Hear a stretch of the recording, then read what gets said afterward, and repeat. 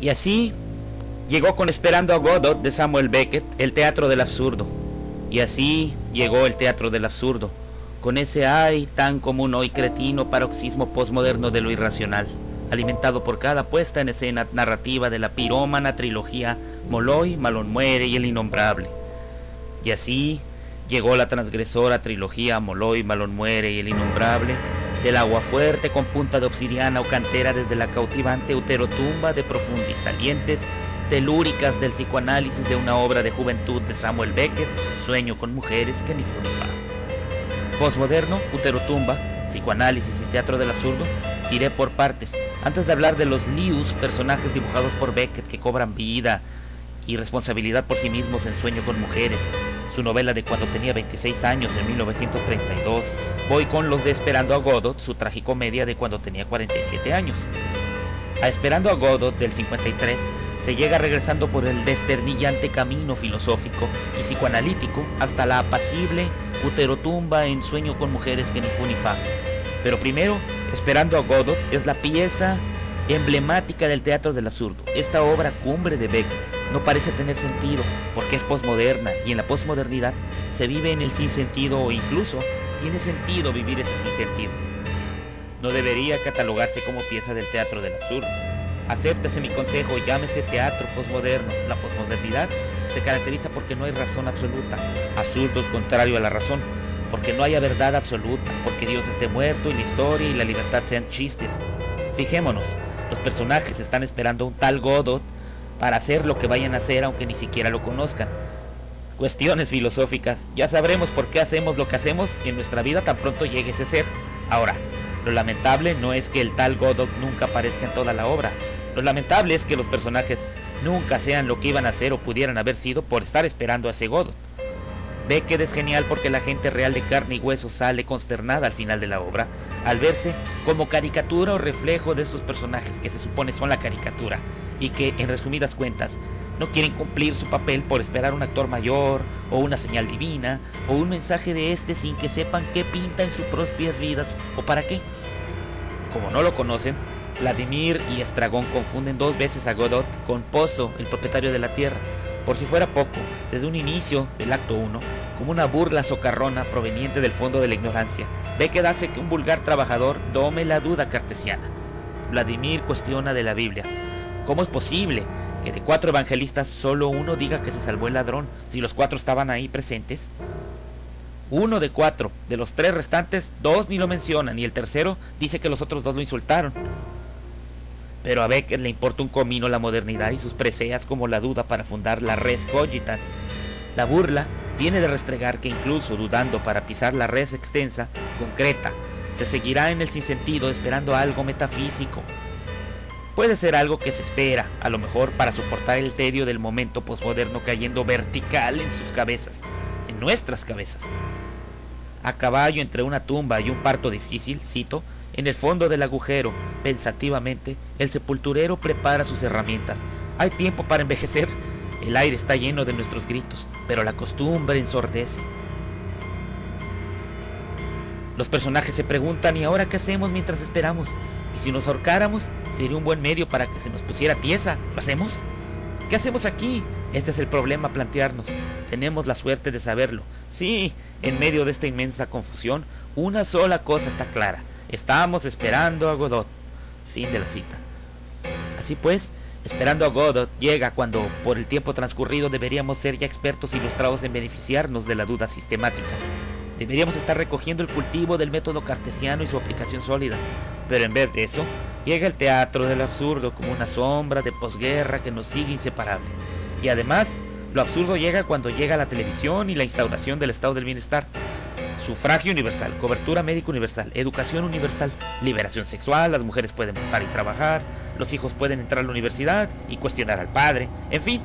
Todos estos ingredientes parecen cumplir con la garantía de fraternité, liberté y égalité enarboladas por la modernidad, pero algo no está bien.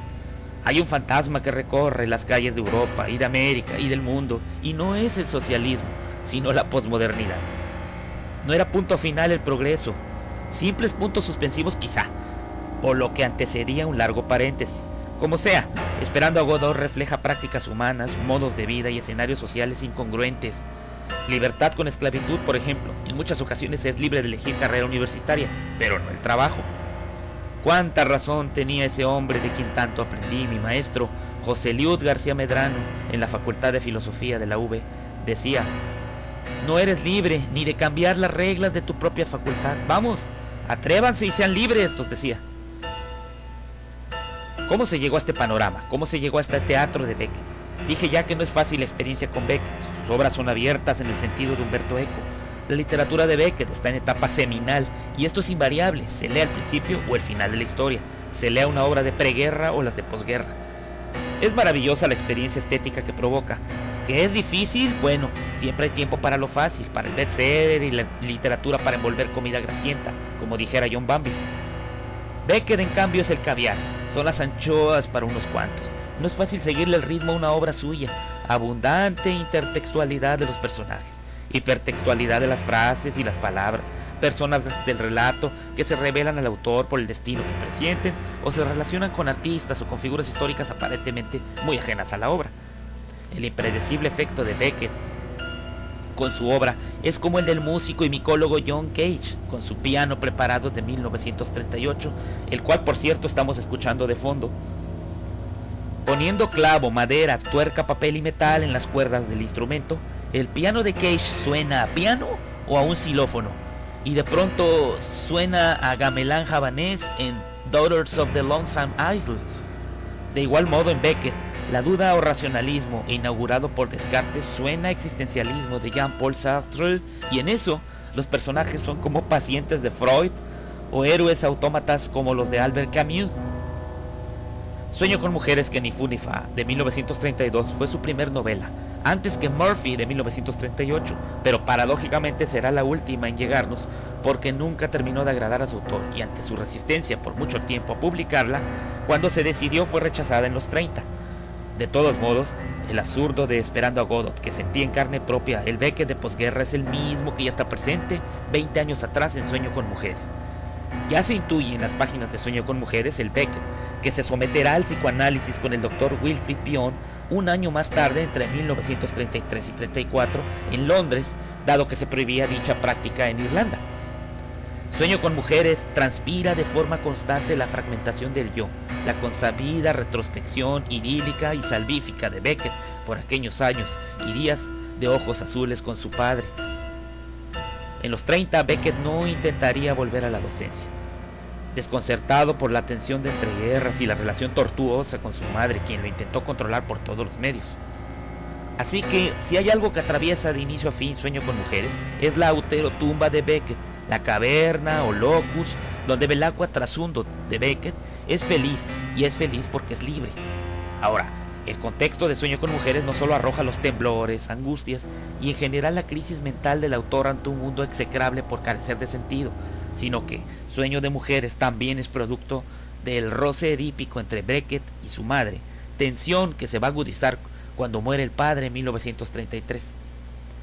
El desprecio hacia su madre puede notarse en el silencio en Sueño de mujeres, donde solo tiene lugar el paseo en bici con su hermano y padre, o también puede notarse en Molloy, donde Molloy, o sea Beckett, durante media novela debe hallar a su madre para completar su yo, y de plano el protagonista no le presta importancia al hecho de que ya haya muerto su madre, o bien si todavía no la entierran, y en cambio dice, hablar de bicicletas y bocinas le causa alivio, pero por desgracia, vuelve a decir, tengo que hablar de la que me dio a luz por el ojo del culo si mal no recuerdo.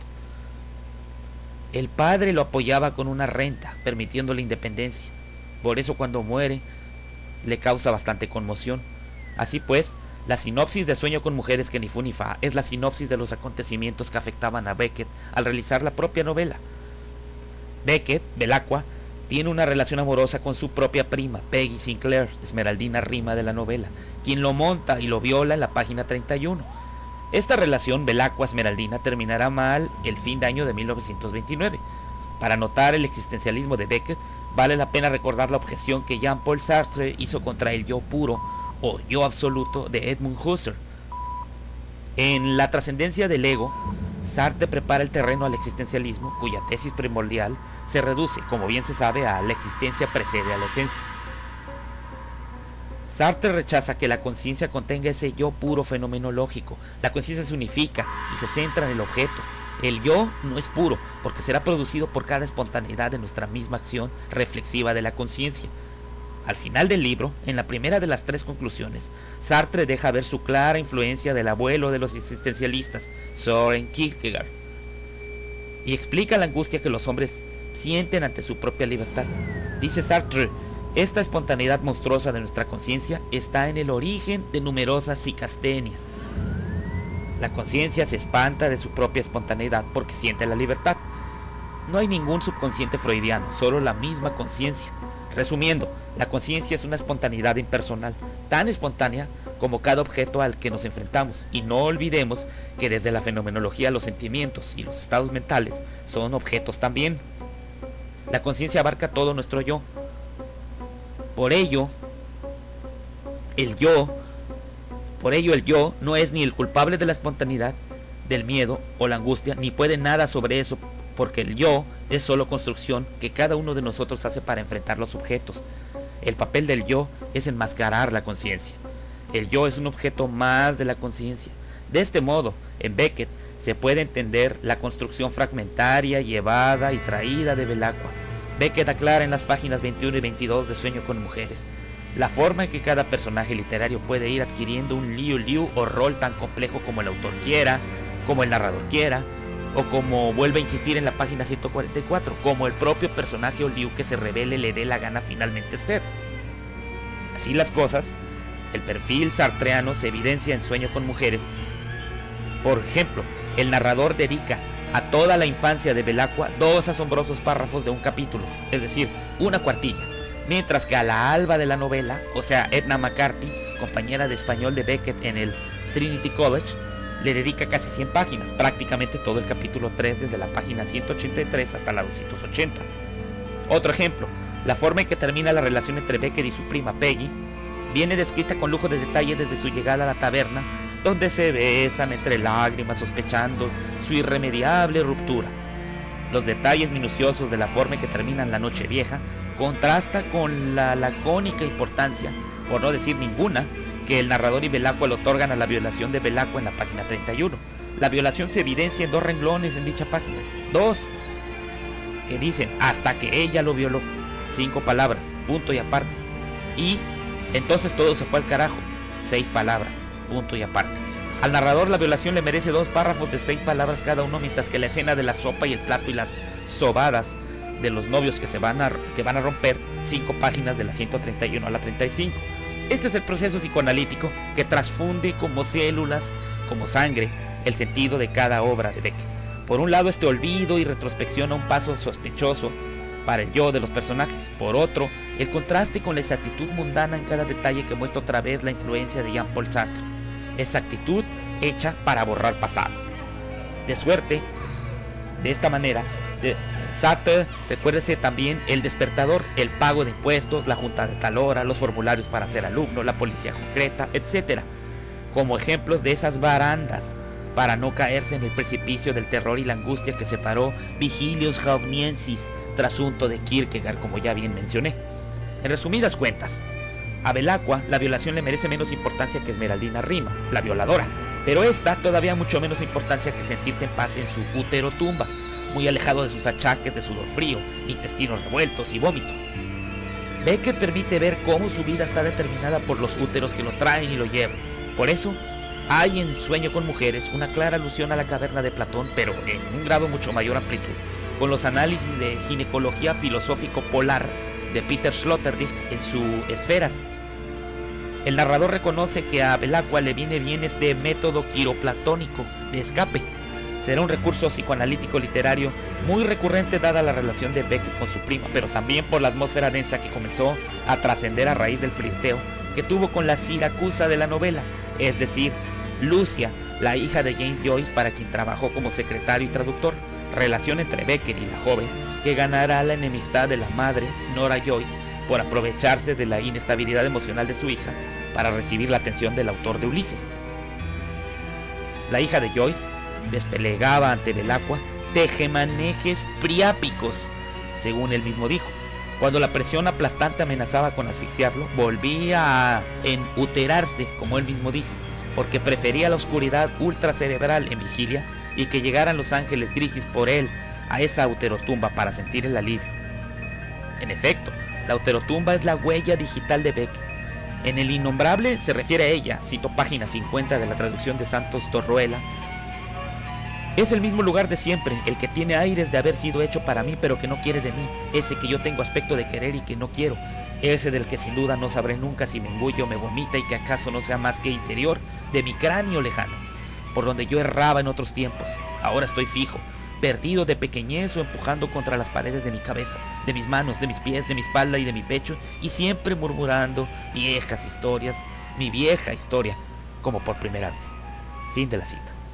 El Innombrable de Beckett se pregunta una y otra vez qué es real, si debe seguir visitando lo pasado para averiguar su propia identidad. En Morphy, esa identidad es rechazada de plano.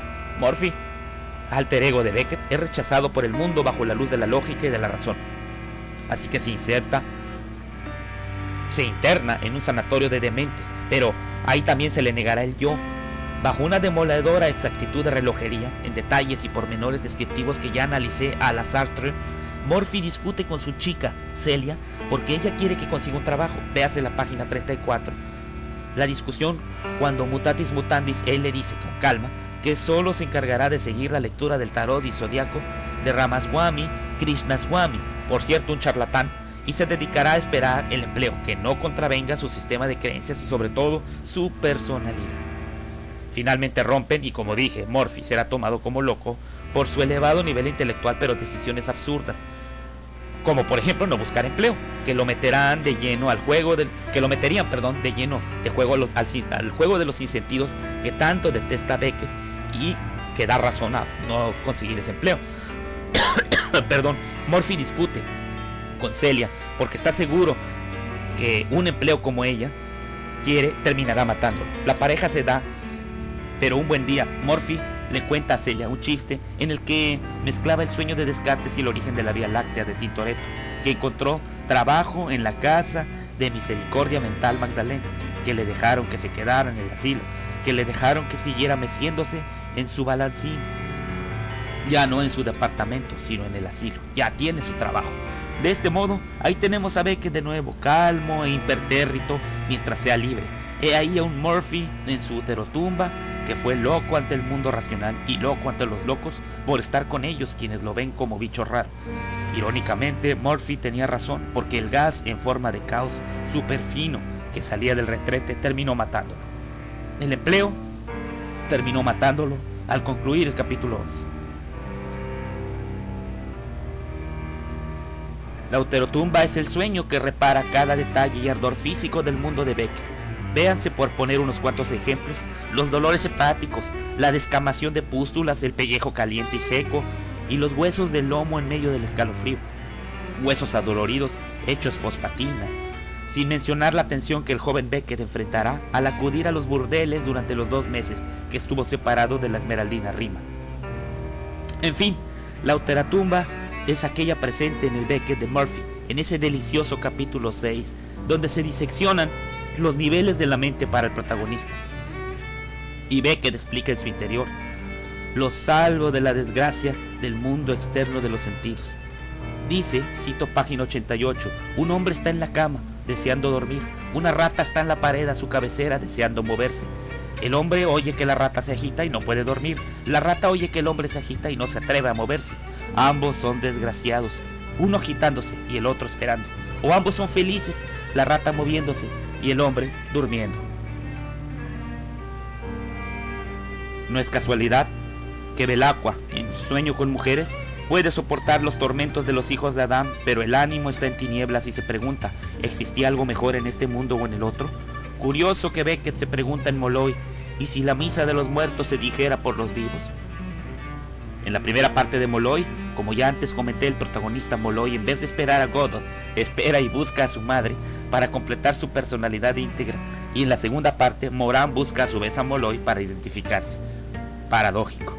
El teatro del absurdo así, los confines filosóficos de la identidad, la construcción del sujeto, como sea, Beckett sigue siendo un atroz distanciamiento que me hace alcanzar un polo sin descubrir, me hace entrar a los hoyos negros de la literatura. Y este naufragio, alegato de réprobo, libador de momentos y devorador de pensamientos, es también en muchos sentidos el mío. Por eso lo comparto. Este sentido, el que repta en los círculos fragmentados del resplandor en el tiempo muerto que ahora me llena.